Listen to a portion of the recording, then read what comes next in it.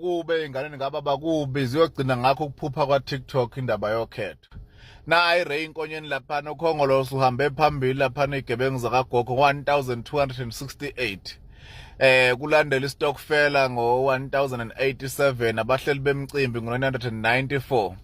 Kuneward lapha eGreytown ngakubaba impela straight enkandla vele ke laba abantu bakonkandla laba Greytown abazi bamzwisisa kahle ubaba ngisho sawu president kwakuhlezi khola abahleli bemicimbi phambili bahamba ngo1057 bayiwina kulama by elections silandela iStokfela laphana ngo779 ulentozana igebengu zakagogo 133 bese kuphinde kube impofana municipality still futhi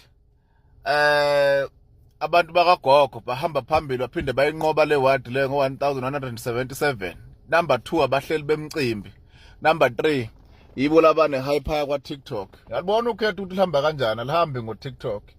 Ngapha eJohannesburg ku ward 21 ubani lona uNkhoba Khomongo phinde futhi nakhona wayihlephula iward lapha na wawina ama by elections.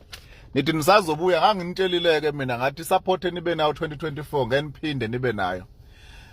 Nangithuka ngoba namanje athi besasithuka nje kuphela. Ngeke iphinde ibe khona and abantu after ukhetho kwenzakala amaphutha amaningi kakhulu. Ihype abantu abasenayo kufana nale membership yayikhona kuqala.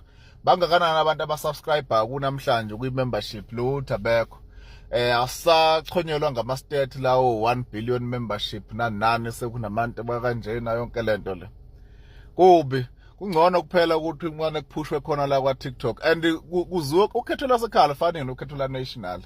Emakhaya kuvele kunqinakala nje kuthiwa hayi usibanibani ubaba wakuloya muzi loyana uyakwazi ukusisiza ngelentozana ngeveni lakhe emasika amanzi ngoba ingane yakhe siba ikhansela simvotela uyasupportana iwino nje kanjalo futhi what and abantu basemakhaya baloyal kakhulu since bengayibonanga bengayizwa kahle nendaba kamkhulu ukuthi manje ibheke ephe engayanga naseparliament ucabanga ukuthi uzofranta ngani olokho afranta nje ngayo inkantolo ibiyamdismiss yambeka lapha lotho ezinye zezinto kufuna yisala nje khona la kwa TikTok kuwinela kwa TikTok phela kanjalo.